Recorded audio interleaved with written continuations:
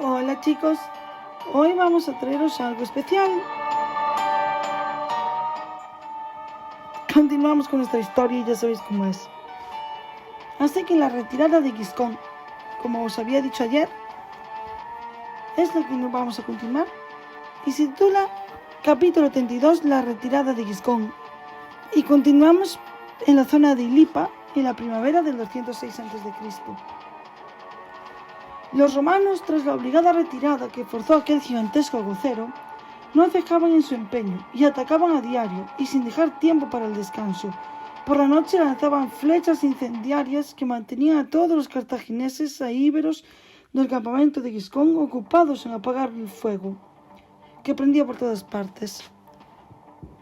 Ese era el modo en el que llevaban luchando varios días.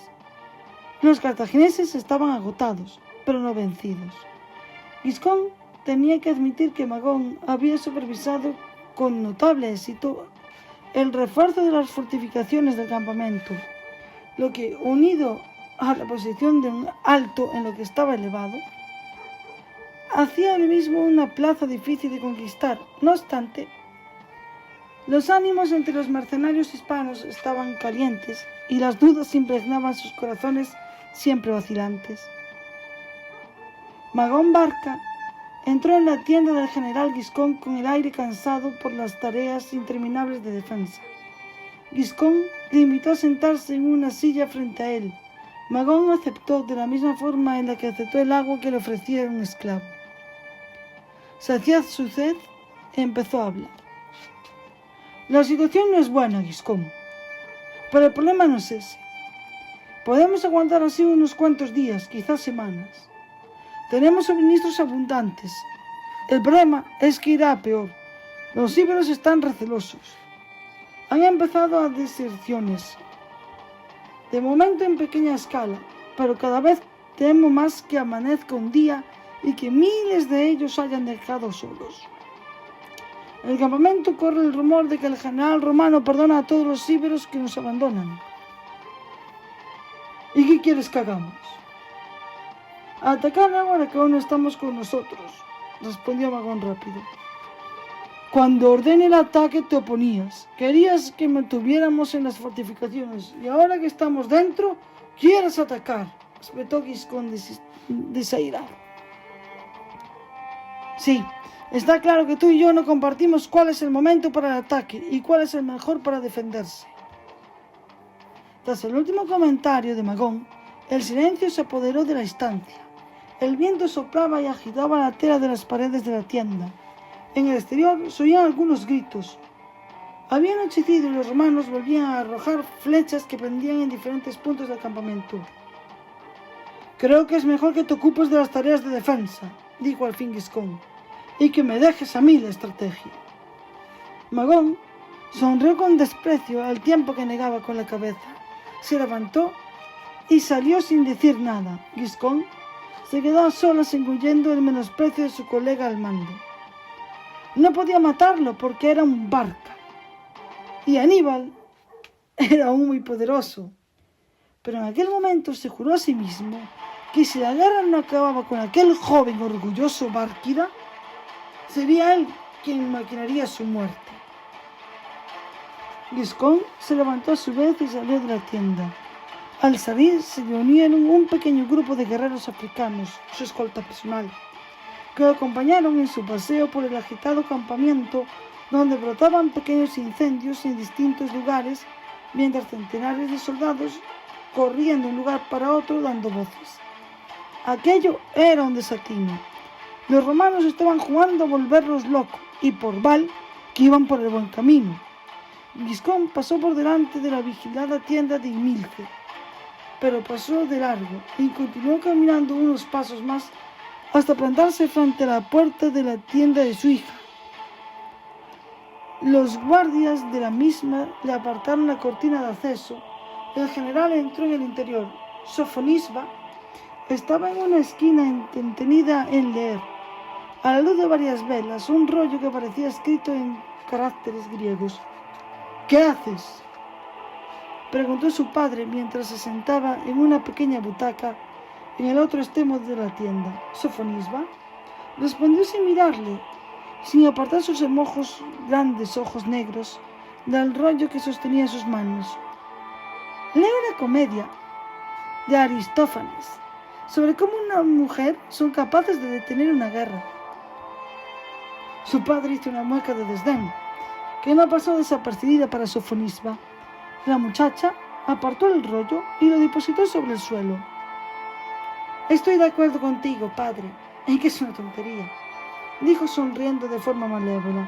Sería mucho más entretenido si esas mujeres manipularan para iniciar una guerra.